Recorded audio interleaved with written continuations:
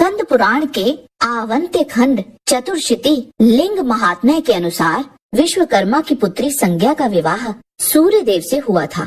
संज्ञा अपने पति के अत्यधिक तेज को सहन नहीं कर पाती थी, तो एक बार उन्होंने अपनी शक्ति से अपनी एक छवि अर्थात छाया बनाई। उन्होंने उस छाया को सम्मान पूर्वक सूर्य देव के साथ ही रहने का निर्देश दिया। संज्ञा ने छाया से कहा कि मेरे यहाँ से चले जाने के भेद की जानकारी कभी भी सूर्य देव को ना हो। उसके उपरांत संज्ञा अपने पिता विश्वकर्मा के निवास स्थान पर चली गई। दूसरी पत्नी छाया को स्वयं संज्ञा समझकर सूर्य देव ने उनसे शनैचर नामक पुत्र को उत्पन्न किया। शनैचर के जन्म पर सभी देवता, असुर और मनुष्य भयभीत हो गए। जन्म के तुरंत बाद उन्होंने सभी प्राणियों को भयभीत कर तीनों लोकों पर अधिकार कर लिया। देवराज इंद्र भी भयभीत थे और वे ब्रह्मा जी की शरण में गए और उनसे सूर्य पुत्र के कार्यों का वर्णन किया। उन्होंने ब्रह्मा जी को बताया कि कैसे जन्म के तुरंत बाद ही रवि के पुत्र ने तीनों लोकों पर अधिकार कर लिया है। इंद्रदेव के वचनों को सुन ब्रह्मा जी ने तुरंत ही सूर्य देव को बुलाया और उनसे बोले, हे भानु, समस्त लोकों में शिष्टाचार बने रहना चाहिए। आपके पुत्र पर अंकुश लगाना बहुत आवश्यक है। उसने तीनों लोकों पर जबरदस्ती अपना अधिकार जमा लिया है। ब्रह्मा जी के वचनों को सुनकर सूर्य देव बोले, मेरा पुत्र प्राकृतिक रूप से ही अशिष्ट है, इसे आप ही नियंत्रित कर सकते हैं। आप ही देखिए, खेल खेल में इसकी दृष्टि पड़ने मात्र से ही मेरे पैर जल गए। शनिदेव का ये कार्य सुन ब्रह्मा जी भी भयभीत हो गए और उन्होंने ध्यान लगाकर मन से ही श्री हरि को सब बताया। ब्रह्मा जी के वचनों को सुन श्री हरि भी अचंभित हुए और वे दोनों महादेव के पास गए। भगवान शिव ने जैसे ही शनिदेव के बारे में सोचा, वे तुरंत ही वहाँ उपस्थित हो गए। उस समय शनिदेव ने अपने नेत्र झुका रखे थे। शनिदेव बोले, हे शंकर, आपने मुझे क्यों याद किया? बोलिए, मेरे लिए क्या आज्ञा है? मुझे क्या करना चाहिए? कृपया मेरा विधिवत मार्गदर्शन करें। भगवान शिव बोले, तुम तीनों लोगों को प्रताड़ित करना बंद कर दो। शनिदेव बोले, ठीक है, आप मुझे खाने और पीने के लिए तथा विश्राम के लिए स्थान दें।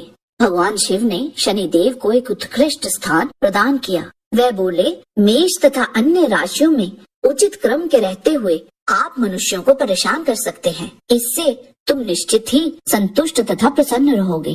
कुंडली में पहले, दूसरे, चौथे, 8वें या 12वें भाव में स्थित होने पर आप हमेशा विरोधी रहेंगे। तीसरे, छठे या 11वें भाव में स्थित होने पर आप लोगों के लिए लाभदायक रहेंगे, इसीलिए आपकी पूजा की जाएगी। वही पंचम, सप्तम या 9वें भाव में स्थित होने पर आप तटस्थ रहेंगे। इस प्रकार जब पुरुष अपने कर्मों को भोग रहे होंगे, आप अलग अलग राशियों में स्थित रहेंगे। हम यहाँ एक बात स्पष्ट करते हैं, हमें राशियों की जानकारी नहीं है। हम केवल जैसा स्कंद पुराण में कहा गया है वही उद्धरण कर रहे हैं। आगे भगवान शिव शनिदेव से कहते हैं कि अन्य ग्रहों की तुलना में आपकी आराधना अधिक होगी, आपकी गति स्थिर और धीमी होगी तथा आपका दिया वरदान उत्कृष्ट होगा। इसीलिए पृथ्वी पर तुम्हारा नाम स्थावर होगा। राशि चक्र में स्थित आप धीरे धीरे आगे बढ़ेंगे, क्योंकि आप किसी भी अन्य ग्रह से बड़े हैं। तुम्हारा रंग मेरे कंठ के रंग के समान होगा, इसीलिए तुम असित नाम से भी जाने जाओगे। ग्रहों में तुम्हारी दृष्टि नीचे की ओर होगी और गति धीमी होगी। प्रसन्न होने पर तुम किसी को भी राजयोग और क्रोधित होने पर उस मनुष्य के हर सुख संपत्ति को हर लेने में सक्षम होगे। तुम्हारे क्रोधित दृष्टि पड़ जाने मात्र से ही देव, असुर, मनुष्य, सिद्ध, विद्याधर और नागों का भी नाश होगा। तुम्हारी कृपा होने पर वे हर वो वस्तु को प्राप्त कर सकेंगे जिसकी उनको इच्छा होगी, भले ही उसे प्राप्त करना कठिन हो। आगे शिवजी शनिदेव से बोले, मैं तुम्हें एक और स्थान दूंगा जो बड़ा ही आकर्षक और गुप्त है। वह स्थान वांछित वस्तुओं को उपलब्ध कराने वाला है। वह मेधावी स्थान देवों और दानवों के लिए भी दुर्गम है। वह महाकाल वन प्रलय के समय भी अविनाशी है। मेरी आज्ञा से तुम उस स्थान पर जाओ। ऋतुकेश्वर के पश्चिम में एक लिंग है, वह तुम्हारे नाम से ही जाना जाएगा। इससे तुम्हारी कीर्ति विस्तार निश्चित ही तीनों लोकों में होगा।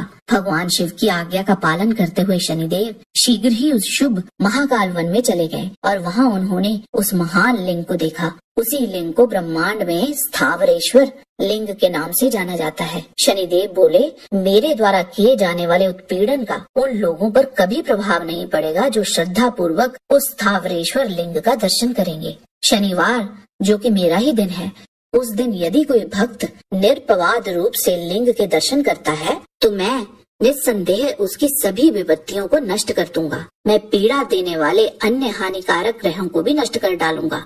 स्वप्न में भी मुझसे भय रखने की आवश्यकता नहीं है। जब मेरी अनुकूलता उस मनुष्य के प्रति होती है तो ना कोई ग्रह, ना पिशाच, ना यक्ष और ना ही कोई राक्षस ही उसके लिए कोई बाधा उत्पन्न कर सकता है। इसमें कोई संशय नहीं है। सूर्य ग्रह के गोचर के दिनों में उस शनिवार जब व्यतिपात हो, उस समय मनुष्यों को भक्ति पूर्वक स्थावरेश्वर लिंग की यात्रा करनी चाहिए। इससे उनका स्वर्ग में रहना स्थिर और चिरस्थायी होगा। यदि पुरुष नियमित रूप से शनिवार को देव के स्थान पर जाते तो उनमें ना तो कोई पाप उत्पन्न होंगे, ना उन पापों से उत्पन्न होने वाली विपत्तियां आएंगी। उन्हें गरीबी का सामना भी नहीं करना पड़ेगा और ना ही कभी वह अपने प्रिय जनों से किसी भी कारणवश वियोग सहना पड़ेगा। मैं निर्धन व्यक्ति को धन, भय से पीड़ित व्यक्ति को भय से मुक्ति और हर वो सुख सुविधा उस व्यक्ति को प्रदान करता हूँ जिसकी उसे चाह हो। शनिदेव आपको वह देते हैं जो आपके कर्म के अनुसार योग्य है, चाहे वह अच्छा हो या बुरा।